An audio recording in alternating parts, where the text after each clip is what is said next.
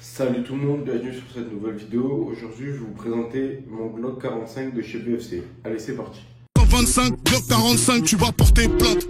Donc ce Glock 45, il est fabriqué par VFC, mais distribué bien évidemment par Umarex sous les licences Glock. Donc théoriquement, si vous vous êtes un petit peu renseigné sur les Glock Airsoft, vous devriez savoir que ce type de Glock là ne devrait pas se trouver en France. Effectivement, moi j'ai réussi à l'avoir d'occasion, mais pour l'avoir en France, c'est un peu plus compliqué, voire impossible, vu que c'est Cybergun qui ont la totale priorité sur les ventes de Glock. En revanche, en trop de difficultés, vous pourrez le retrouver sur des sites espagnols, allemands, etc. Donc bon, avec l'espace Schengen, vous risquez pas grand chose. Ce Glock 45, je l'ai eu pour vraiment pas très cher, mais c'est un Glock qui de base coûte environ entre 160 et 180 euros. Honnêtement, au vu des finitions, des performances d'origine et de la mécanique à l'intérieur, je trouve pas ça déconnant. Pour une fois, les cotes sont bonnes, forcément vu qu'ils passent par les mains de Glock. Les cotes sont bonnes, le réglage du up se fait à l'extérieur, l'interne est plutôt qualitatif et les finitions externes sont plutôt propres. Donc voici ce Glock 45 d'un peu plus proche. On va pouvoir voir ça un peu mieux. Je vais enlever la lampe. Ce Glock 45 VFC, on peut voir du coup que la peinture a plutôt bien tenu pour l'instant, à part au niveau du canon externe qui commence un petit peu à être usé. Alors pour ce Glock 45, donc forcément c'est un Glock, donc on a une culasse en métal et un lower en polymère. La culasse de Glock 45 qui est assez particulière par rapport aux stries avant, qui ne sont pas sur la plupart des autres Glock. Il a toutes les spécifications d'un Gen 5, donc c'est-à-dire que la culasse à l'avant est biseautée. Vous avez également le quadrillage qui était présent à partir de la génération 4. Vous avez pas de traces de doigts pour la prise en main. Vous avez également un puits de chargeur qui est évasé. Et puis, vous avez l'arrêtoir de culasse qui est ambidextre et parfaitement fonctionnel, bien évidemment. Alors, cette culasse, donc, qui est toute en alu, qui est équipée de mires appelées dites de combat. Voilà, avec 3 points blancs. Très basique, mais qui fonctionne relativement bien. Vous avez les beaux marquages Glock 45 Australia 9x19 sur la culasse. Vous avez sur le canon externe 9x19 avec un 30 entouré 5 Glock AT. Vous avez également le numéro de série qui correspond bien évidemment au numéro de la culasse. Vous avez un joli petit logo Glock ici. Vous avez donc ces stries bien particuliers. Également sur les mires, vous avez des petits marquages, comme vous pouvez le voir. Hop. Très sympathique. Ils sont allés vraiment dans le détail. Au niveau du canon également,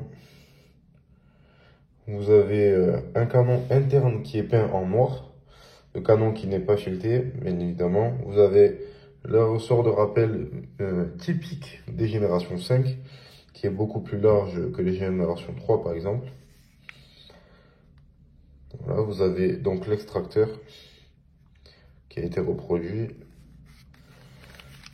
Donc franchement au niveau de la culasse, la qualité est vraiment super bonne définition. Et la peinture tient mieux qu'un W parce qu'avec tous les dégainés que j'ai fait, j'ai un tout petit peu d'usure à ce niveau-là. Et après, on n'a pas vraiment de grosses traces. On voit ici que c'est un peu usé, mais ça reste très léger par rapport à du W par exemple. Et ensuite, au niveau de la frame, donc tout en polymère, avec une finition granuleuse très sympathique. On a ici les tétons de désengagement de la culasse, typique à Glock. On a la fameuse détente avec le Safe Action. Voilà. Ce que je trouve intéressant aussi, c'est que là, on a les marquages Lego avec le numéro de série, mais il n'y a pas de sécurité comme par exemple sur les WE ou sur les Marui. Moi, cette sécurité, elle me servait franchement à rien. Donc, je suis content qu'il l'ait enlevé. Donc une détente avec un ponté, donc ça reste du Glock classique. On a un gros bouton d'arrêteur de culasse qui est très ferme. Voilà. Donc ça, gros point positif aussi des Gen 5 et Gen 4. Au niveau de l'extraction du chargeur qui est beaucoup plus aisé. On a un joli marquage Glock ici et on a les marquages de licence ici. Donc voici le chargeur d'origine que j'ai rajouté un talon en 3D parce que le talon d'origine a été cassé.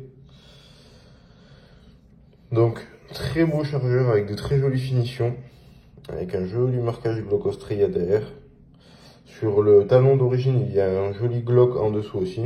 Et bon, comme je vous l'ai dit, je l'ai cassé en l'utilisant. Voilà. Chargeur qui fonctionne vraiment bien, j'ai pas de cooldown avec.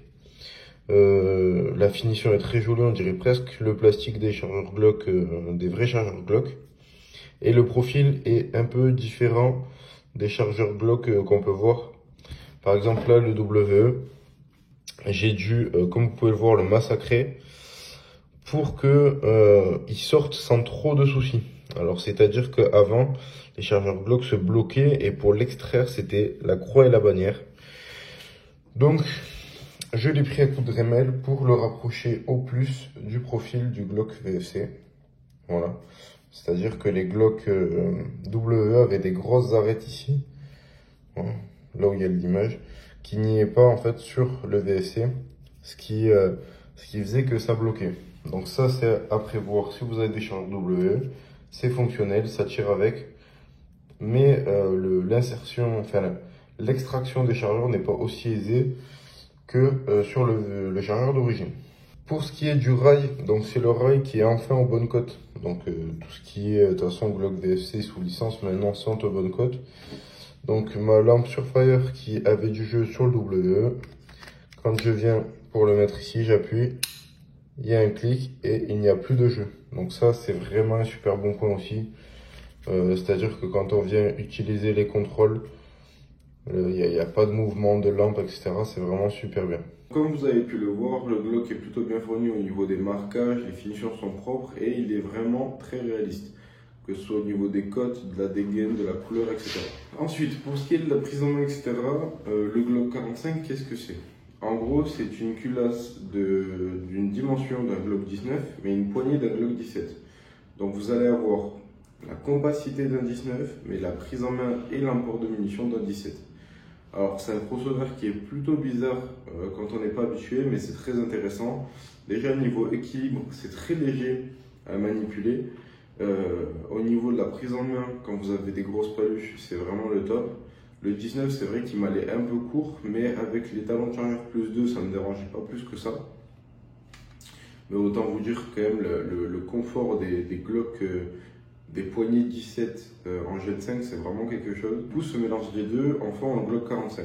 Mais malgré que le Glock 45 soit déjà un descendant du Glock 19X. Mais ça, si vous voulez plus d'informations sur l'historique, vous pouvez vous diriger sur la chaîne de l'Entretien Dingo. Je mettrai le lien en description qui explique beaucoup mieux, qui vous expliquera beaucoup plus en détail l'historique de ce Glock. Du coup, pour ce qui est des qualités de performance, le canon interne est vraiment plutôt propre. Le joint puck, moi, a été modifié par un Maple Leaf par l'ancien propriétaire, mais honnêtement, j'ai pas vu une grosse différence par rapport au joint d'origine.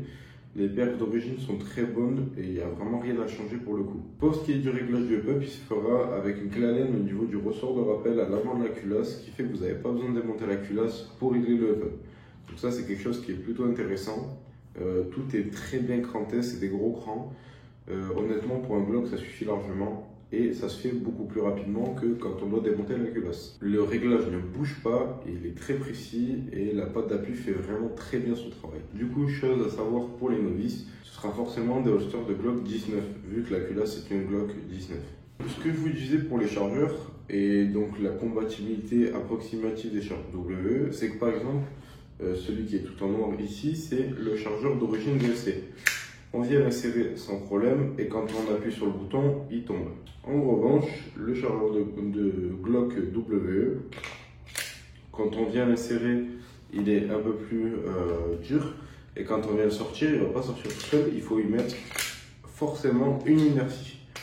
Donc avec les modifications, j'ai juste à faire une petite inertie pour que ça sorte. Mais d'origine, des fois j'étais obligé de taper de cette manière-là pour vraiment sortir un gros choc et faire sortir le chargeur. Ce qui fait que dans les rechargements d'urgence, c'est très complexe à traiter. Moi qui suis un grand fan des rechargements rapides avec le chargeur au sol, bien que ce soit pas forcément le mieux pour la santé du chargeur, je trouve ça bien plus intéressant de jeter le chargeur et de le ramasser plus tard. Donc voilà pour ce qui est des chargeurs. En soi, j'en suis vraiment très content. C'est une réplique qui est vraiment qualitative. Elle fonctionne vraiment super bien. La prise en main est super bonne. La visée, c'est vraiment très instinctif. Honnêtement, c'est vraiment une super bonne réplique. Je la recommande si vous avez budget. Après, je la trouve vraiment un peu chère. Moi, franchement, je l'ai eu pour vraiment 3 fois rien. Donc, si vous arrivez à en trouver d'occasion pour pas très cher, ce serait le mieux. Sinon, honnêtement, c'est vraiment une super bonne réplique. Pour moi, de toute façon, le Glock 45, c'est pour l'instant le meilleur Glock que Glock est sorti. Que ce soit prise en main, dégaine, utilité, etc. Le Glock 45 est vraiment le mix parfait de tous les Glocks. Au niveau du kick, le kick est très sec, bien que les chargeurs soient tous à gaz. Je le fais tourner au 130 PSI et il tire, même s'il fait un peu chaud, vers 25-30 degrés. Il est grand max à 280 fps, vraiment grand maximum. Moi, quand j'ai fait les tests de tir que vous allez voir, il faisait 25 degrés, j'étais au 130 PSI. À la 0,28 de chez BLS et j'étais à 0,5 joules, il me semble.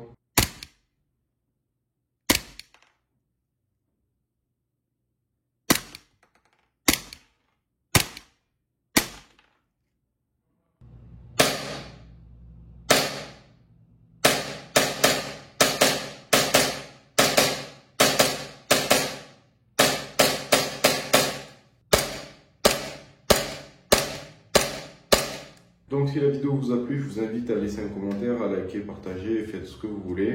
Si vous avez des questions, n'hésitez pas à les poser en commentaire. Si elle est pertinente, j'y répondrai avec grand plaisir. Et puis je vous dis à la prochaine pour une prochaine vidéo. Ciao tout le monde.